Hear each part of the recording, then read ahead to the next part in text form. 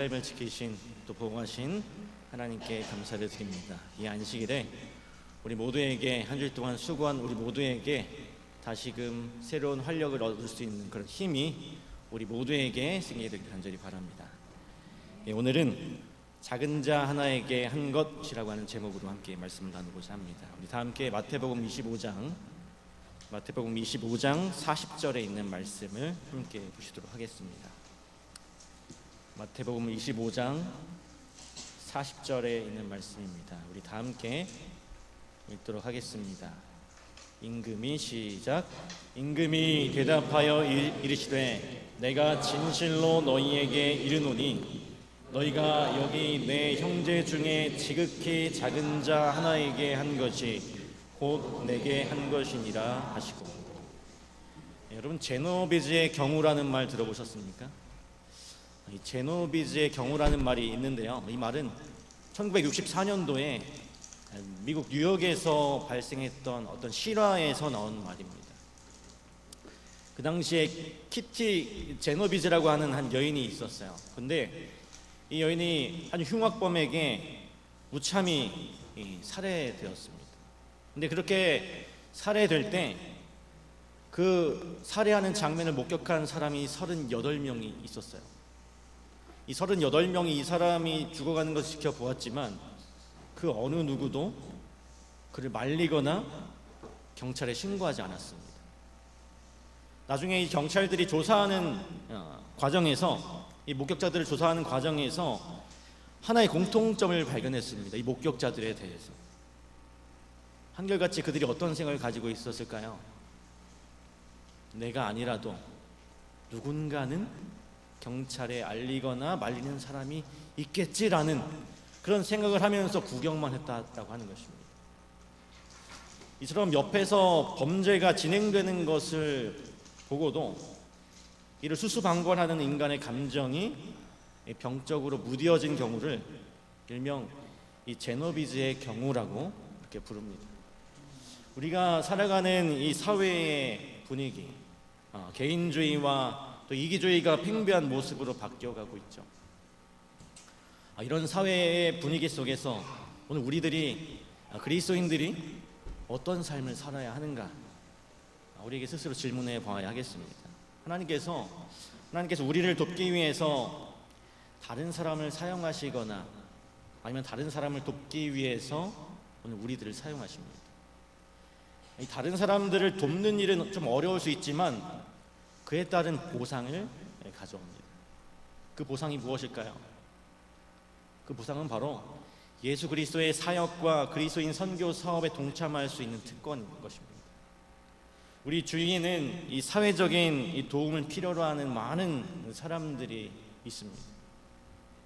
무엇이든지 간에 우리는 우리 예수님께서 문화나 또 사회적 장벽 없이 이 도움이 필요한 모든 사람을 도우셨던 것처럼 우리가 그들을 도울 수 있는 준비가 되어 있어야 하는 것이죠. 여기 누가복음 5장 18절로 20절에 말씀해 보면 우리가 너무나 잘 아는 한 이야기가 나옵니다. 누가복음 5장 18절로 20절입니다. 한 중풍병자를 사람들이 침상에 메고 와서 예수 앞에 들여놓고자 하였으나 무리 때문에 메고 들어갈 길을 얻지 못한지라 지붕에 올라가 기와를 벗기고 병자를 침상째 무리 가운데로 예수 앞에 달아내리니 예수께서 그들의 믿음을 보시고 이르시되 이 사람아 내 죄사함을 받았느니라 하시니. 아시는 것처럼 이 가버나움에 중풍병자가 있었습니다.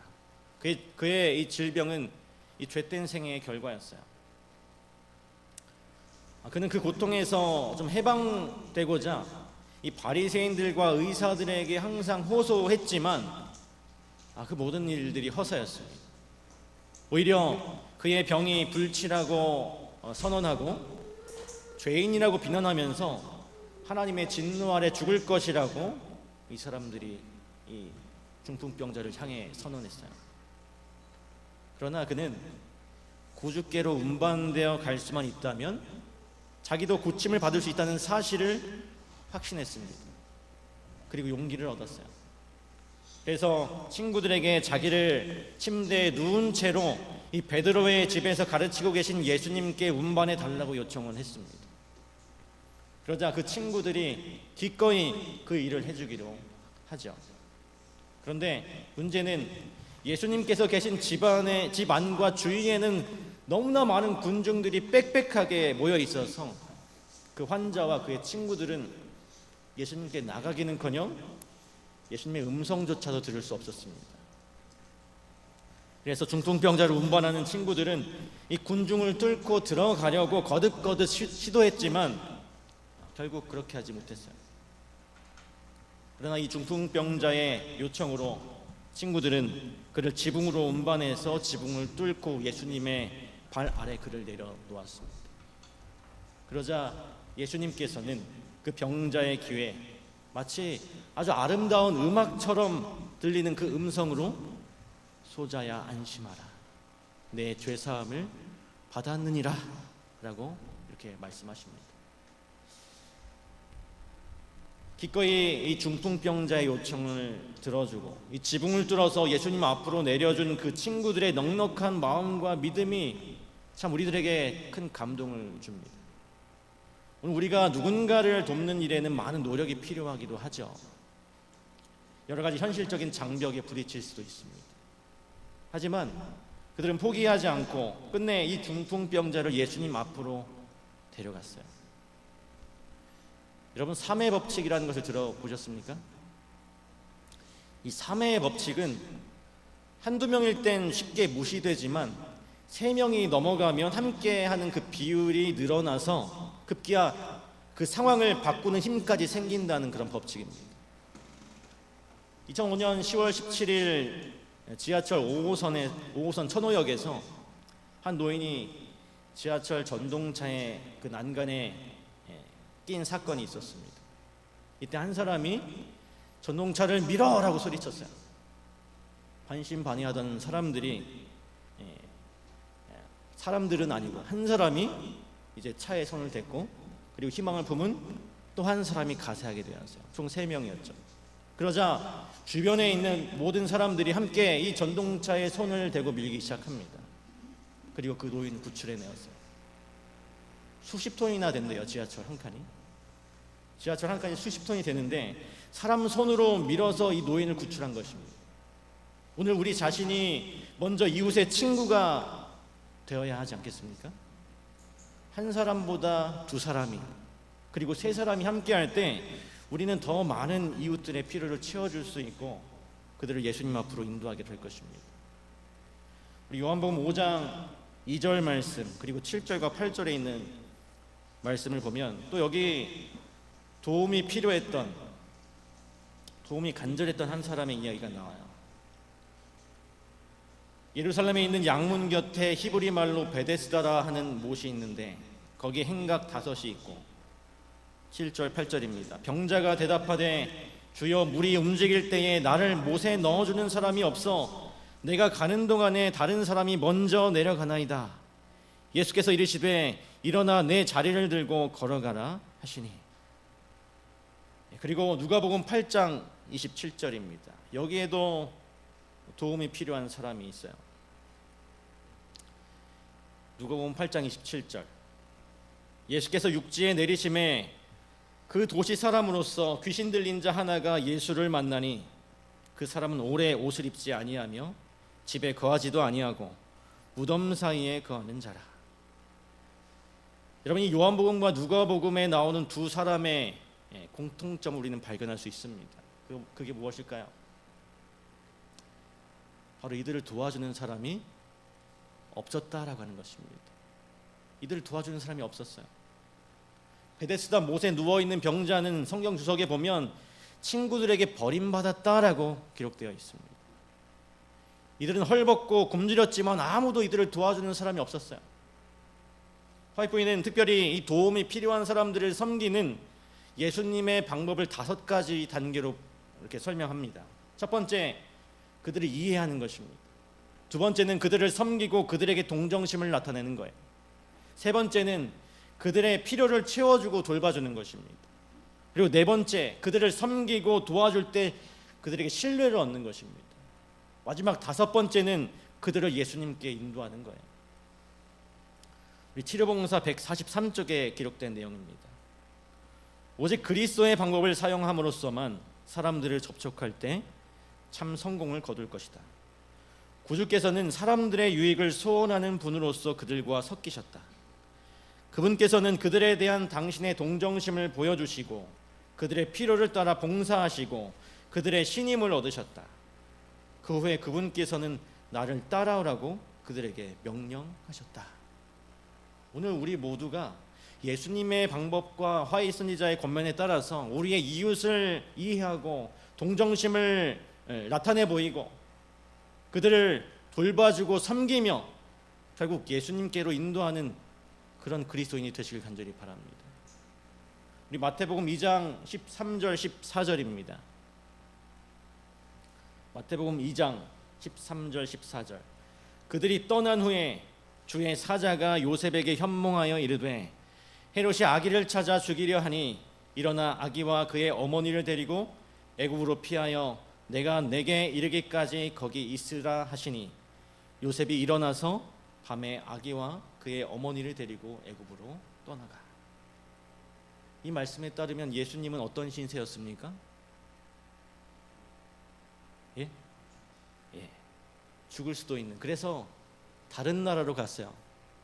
이렇게 어려움을 피해서 다른 나라로 가는 사람들을 뭐라고 하죠? 난민이라고 합니다. 난민. 요셉과 마리아는 애굽에 아는 사람들이 아무도 없었어요. 애굽에서 어디서 살아야 할지, 무슨 일을 해야 할지 아무것도 정해지지 않은 채로 아기 예수님을 안고 급히 떠났습니다.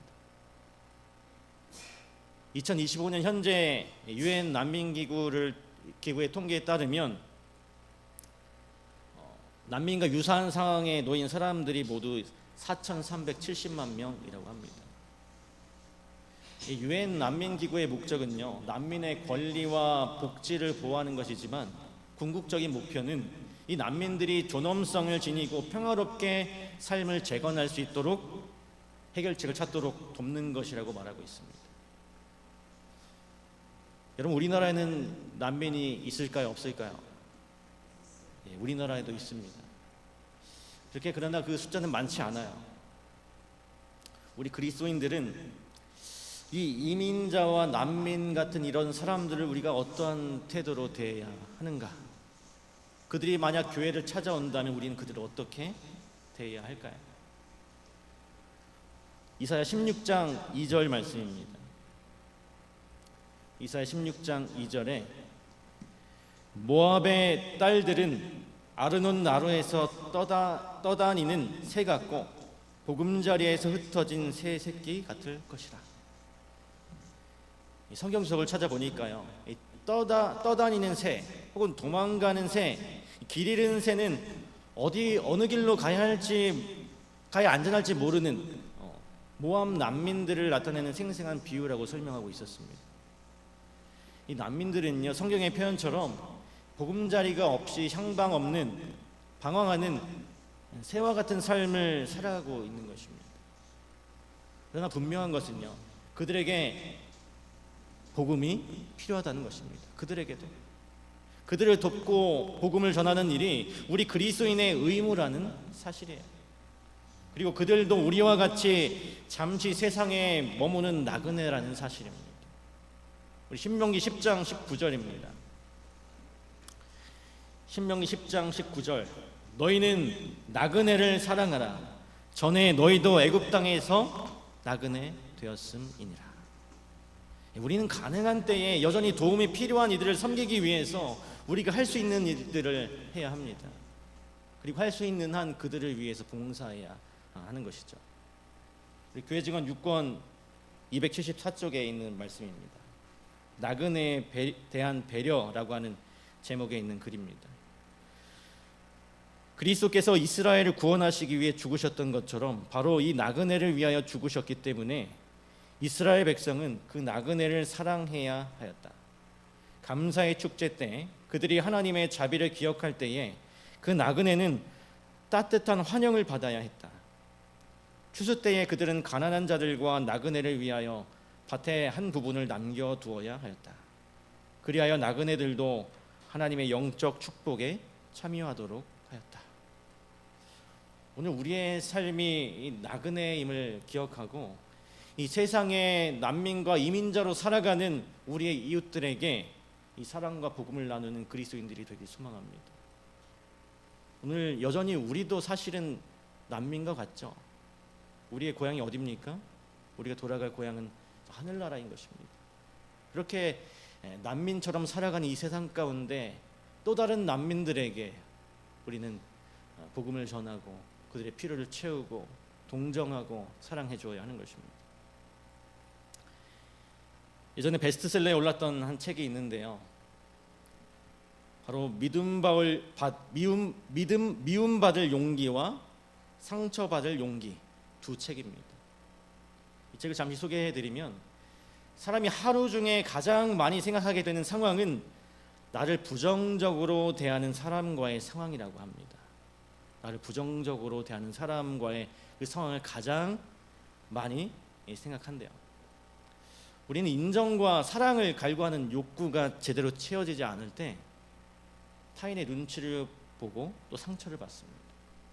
하지만 사람들은 생각보다 나에 대해 그리 오래 생각지 않는데요. 그리고 걱정을 지속할 만큼 부정적이지도 않습니다. 중요한 것은 나는 참 괜찮은 사람이라는 그런 믿음입니다.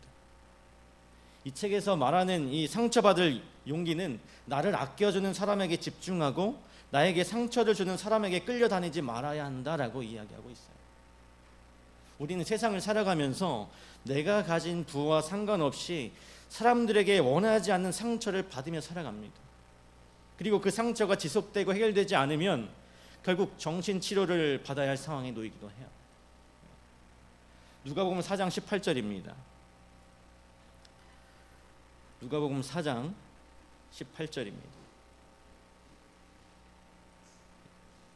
주의 성령이 내게 임하셨으니 이는 가난한 자에게 복음을 전하게 하시려고 내게 기름을 부으시고 나를 보내사 마음이 상한 자를 고치고 포로된 자에게 자유를 눈먼 자에게 다시 보게 함을 전파하며 눌린 자를 자유롭게 하고 라고 기록되어 있습니다. 우리가 이 말씀을 보면 먼저 하나님의 자녀로 거듭난 우리 그리스도인들에게 성령을 주셨다라고 말씀하고 있습니다. 그 이유는 가난한 자에게 복음을 전하게 하고 마음이 상한 자를 고치고 포로된 자에게 자유를 주고 눈먼 자에게 다시 보게 함을 눌린 자에게 자유롭게 하기 위해서라고 말씀하고 있어요. 특별히 이 마음이 상한 자를 고치게 하기 위해서 우리에게 성령을 주신다는 것입니다. 예수님 당시에 예수님께 도움을 받은 사람들이 예수님을 모두 다 영접했는지 알 수는 없지만 우리는 그들에게 도움이 필요하다는 이유만으로도 손길을 내밀어 도와주어야 하는 것입니다. 우리가 예수님을 주님으로 영접하였고 또 예수님께서 그 일을 하도록 우리를 부르셨기 때문에 그렇습니다. 이러한 예수님의 모범은 우리가 따라가야 할 성경의 원리이기도 합니다. 오늘 우리가 만나는 상처받은 사람들에게 따뜻하게 다가갈 수 있는 그런 따뜻한 그리스도인들이 되시길 간절히 바랍니다. 단지 그들을 동정하고 들어주는 것만으로도 그들에게는 큰 힘이 될 것입니다. 상대가 예수님을 따를 준비가 되었는지 알 수 없더라도 그가 예수님을 받아들일 준비가 되어 있는지 알 수 없더라도 그에게 필요한 도움을 주는 그런 사람이 되어야 하는 것입니다. 요한복음 15장 13절의 말씀, 우리가 너무나 또 잘 아는 말씀이죠. 요한복음 15장 13절, 사람이 친구를 위하여 자기 목숨을 버리면 이보다 더 큰 사랑이 없나니. 미국의 대형 교회 근처에 한 노숙자가 아주 초라한 행색으로 구걸을 하고 있었습니다. 하지만 교인 중에 그에게 다가와서 말을 거는 사람은 아무도 없었어요. 한 3명 정도가 그에게 와서 말을 걸었습니다. 초췌하고 이 남루한 차림의 이 노숙자는 이 교회를 행하는 교인들에게 음식을 사려고 하니 돈을 좀 달라고 했지만 누구도 그에게 관심을 주지 않았습니다. 이제 예배 시간이 되어서 이 노숙자는 성전 맨 앞자리에 앉으려고 했습니다. 그렇지만 그 예배 위원들에게 맨 뒤로 끌려 나오게 되었어요. 아주 차가운 시선을 받으면서 맨 뒷좌석에 겨우겨우 눈치를 보며 앉게 되었습니다. 그리고 얼마 뒤에 교회 광고 시간이 되었어요. 그리고 광고 시간에서 이렇게 이야기합니다. 오늘 새로 우리 교회에 부임하신 스티펙 목사님을 소개합니다. 어디 계신가요? 앞으로 나와주세요. 교인들은 모두가 기대에 찬 시선으로 새로 부임한 그 목사님을 찾아서 일제히 고개를 돌렸습니다. 고개를 돌리는 순간 모든 성도들은 경악하고 말았어요. 그 맨 뒷자리에 앉아있던 그 노숙자가 이 강단을 향해서 뚜벅뚜벅 걸어나가고 있었기 때문이었습니다. 그가 바로 그 교회에 새로 부임한 스티펙 목사님이었던 것이었어요. 그 노숙자가. 그 노숙인 차림 그대로 이 목사님은 강단에 올랐고 곧장 마태복음 25장 31절부터 40절까지 쭉 읽어 내려갔습니다. 내가 줄일 때에 너희가 먹을 것을 주었고 목마를 때에 마시게 하였고 나그네 되었을 때에 영접하였고 중간에 약하고 여기 내 형제 중에 지극히 작은 자 하나에게 한 것이 곧 내게 한 것이니라. 이 스티펙 목사님의 말씀이 마치자 회중들은 무언가에 심하게 얻어맞은 듯한 표정을 하고 있었어요. 오늘 아침 교인들이 모이는 것을 보았습니다. 하지만 예수 그리스도의 교회는 아니었습니다. 그리스도인이 된다는 것은 당신이 믿는 것으로 끝나는 것이 아니라 그것은 가난한 이웃과 함께 그리고 옆에서 사는 것입니다. 오늘 우리의 도움이 필요한 사람은 가까운 친구일 수도 있습니다. 또 멀리 있는 난민일 수도 있고, 그러나 언제 어디에서나 우리는 그들을 도울 방법이 있고 도와줘야 할 우리의 사명이 있습니다. 예수님은 지상 사역 내내 이 도움이 필요한 자들을 도우시는 삶을 사셨어요. 어떤 경우에는 예수님께서 직접 나서서 도움이 필요한 자들에게 도움을 주셨고, 어떤 경우에는 중풍병자를 지붕에서 예수님께 내려보낸 그 친구들처럼 주변 사람들이 앞장서서 데려오게 되었습니다. 오늘 여러분이 다가오는 이 한 주 동안 내가 살고 있는 동네에 사는 사람들은 어떠한지, 어떤 사람들이 있는지, 내가 그들을 도울 수 있는 방법은 무엇인지, 또 우리 교회가 할 수 있는 일이 무엇인지 함께 기도하면서 하나님께 지혜를 구하는 성도들 되시길 간절히 바랍니다. 오늘 우리의 목표는 그들의 친구가 되어서 진정한 도움이신 하나님께 인도하도록 돕는 것임을 기억하시기를 간절히 바랍니다. 오늘 말씀을 마치면서 하나님께서는 때로는 우리를 돕기 위해서 다른 사람, 또 다른 사람을 돕기 위해 우리를 사용하십니다. 누군가를 돕는 일은 때로 어렵고 희생이 따르죠. 그 속에는 예수 그리스도의 사역에 동참할 수 있는 큰 보상이 기다리고 있습니다. 우리는 그리스도인의 선교사로서 그 사역에 참여함으로써 진정한 하늘의 기쁨을 누리게 되는 것입니다.